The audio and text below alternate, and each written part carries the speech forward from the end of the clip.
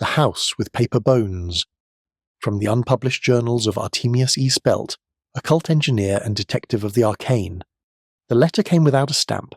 No return address, no seal. Just my name scrawled in violet ink, Artemius E. Spelt, written 3 times across the envelope in 3 different scripts. One precise and formal, the second jagged and frantic, and the third almost childlike. Inside, the message rippled with tension beneath the ink. He's still in the house, but he's not just my husband anymore. I hear him scratching under the wallpaper. I see him in the mirrors, but he doesn't see me. Please come, before I forget who I am. It wasn't the first such letter I'd received. Each ink described the same house, but in 3 distinct tenses. One wrote of its construction, the second, its abandonment, the third, its hunger. I arrived at Harpshollow Hill just after sundown. The coachman refused to cross the boundary stone, muttering nonsense about dry bones and pages for walls. I walked the last mile alone. The path was thick with gorse and the kind of thorn that drinks blood gladly. The air was damp and metallic. My tattoos itched beneath my coat. Harpshollow Manor stood like an apology, crooked, half drowned in ivy, and somehow older than the land it sat on. It stood atop the bramble-thick hills, moonlight bathing its gables like a cold blessing. A weathered brass plate read, Harpshollow, established 1726, demolished 1731. And yet here it stood. Windows stared like blank eyes, covered not by glass but by tight sheets of stretched parchment that pulsed faintly, like lungs beneath wax. Even from outside I could sense the tension in its frame, a house holding its breath. Its wood groaned not with the wind, but with the weight of memory. Inside, everything was too quiet. I activated my thaumaturgic monocle, affixing it to my left eye. The wallpaper was a faded floral, but upon closer inspection the patterns were not flowers. They were spirals of handwriting, line after line, bleeding through the plaster as if the walls were remembering. I smelled ink and copper, wet ash, and something sharper, older, like spoiled milk and perfumed letters. I found her upstairs, Evelyn Roke. She was young and old all at once. Her skin was pale but cracked at the edges like overbaked porcelain. She didn't seem surprised to see me. "You came," she said softly, "or you will have, or you never left." Her eyes flicked toward the mirror behind me.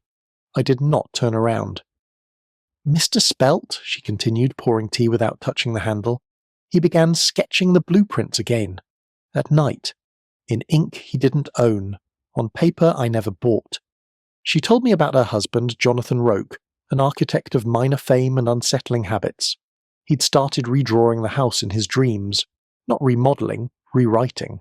Floor plans covered in runes instead of measurements, rooms that spiraled instead of squared. And then one day, he vanished. No doors open, no footprints, just a trail of ink running under the floorboards. "I tried to follow," Evelyn said. "He said there was a way back through the drawing room, that the house would make room for us, that it remembered everything we'd forgotten." She drew back her sleeve. Faint lines were visible beneath her skin, rows and rows of minuscule writing crawling up her forearm like a second circulatory system. "They began inside, Mr. Spelt.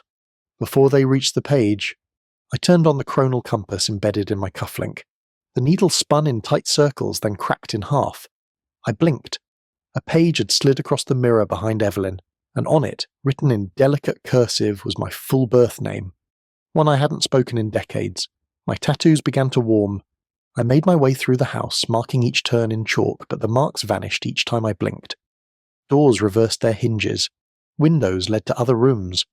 One staircase doubled back on itself until I was standing where I began, though the wallpaper had changed. It now bore scenes of a man building a house from human bones, each labelled with numbers and song lyrics. The room shifted subtly when I wasn't looking. Doorways led to one place, then another. No mirrors, no clocks. The walls were covered in writing, tiny handwritten scrawl, inked directly onto the plaster.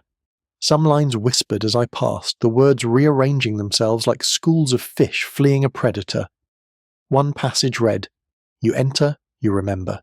You sleep, you forget. You wake, and the walls are heavier." In what I presumed had once been the nursery, I found a crib made entirely of folded paper. Inside it lay a bundle of human teeth, wrapped in a birth certificate for a child who would be born in 1913. But this was 1889. My name was on the certificate as the attending physician. Every scrap of paper had been written on, some in Jonathan Roke's hand, others in mine. I hadn't written them. Something inside the walls was moving.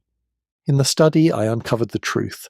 Jonathan had been corresponding with an outlawed guild of scriptural masons, arcane architects, who believed buildings could be made sentient by fusing them with human memory. Their theory was that the written word, when arranged precisely enough, became a nervous system. The house was not haunted. It was becoming. Evelyn entered behind me, trembling. "It feeds on memory," she said. "It rewrites what it doesn't like. That's why I can't leave. I forget why I try." I turned slowly. "You said Jonathan died here." She nodded. "He did. Twice." I descended into the cellar, drawn by a deep, dry whisper that grated like quill on slate. There, crouched in a circle of peeled wallpaper and rotting blueprints, was what remained of Jonathan Roke. His limbs had bent backward, like he'd been forced into the shape of a diagram. His skin was translucent and inked with layered scripts in languages I only half recognized. Some of them from temples long buried in ice, others from stars I had only seen in fevered dreams. He looked up at me with sockets filled not with eyes but writing. One house was not enough, he said, or they said. The voice came in chords, like a hymn sung by a choir of mismatched mouths. Beneath dust-thick sheets of blueprint vellum was Jonathan's body, preserved, skin covered in ink. Words crawled across his chest in fresh script. One story was not enough.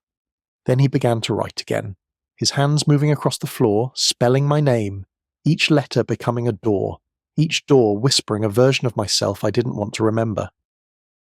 The house started to shift. Walls wept pages. Ceilings split open, pouring out portraits of my childhood, my failures, my worst thoughts sketched in charcoal. I turned to run. To kill a house is no small task. The hallway behind me had become an endless scroll. Words wrapped around my boots. My left arm lost its definition. No bones, no blood, only text. I reached for my side, fumbling through the spiraling nausea, and triggered the scarab stitched into the lining of my collar. It crawled free with a sound like snapping pencils and began to speak. Artemius E Spelt, born during the waning moon of the salt tide, son of Imelda, lover of truth, scholar of the 12 voids, you are this, you are not that. I prepared a runic ink flood from my satchel, composed of silver filings, salt, and cursed ox gall. I traced symbols from the architect's unbinding, an illegal manual transcribed from a whispered dream. As I circled the foundation, the house howled. The walls bled ink. The words fought the house. Each syllable from the scarab peeled back a layer of unreality.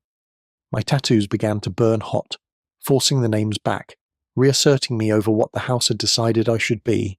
Rooms collapsed inward, not with noise but with absence. Evelyn screamed behind me, not in fear but in remembrance. "I was never Evelyn," she sobbed. "My name was Anne. I was the sister. It took her name." The house had rewritten her. I shattered the last sigil with my boot. The house convulsed. Pages burst from the floors like flocks of birds. Each one bore a name, a memory, a life it had swallowed. I ran. Through a hallway made of birth certificates and letters I hadn't written yet.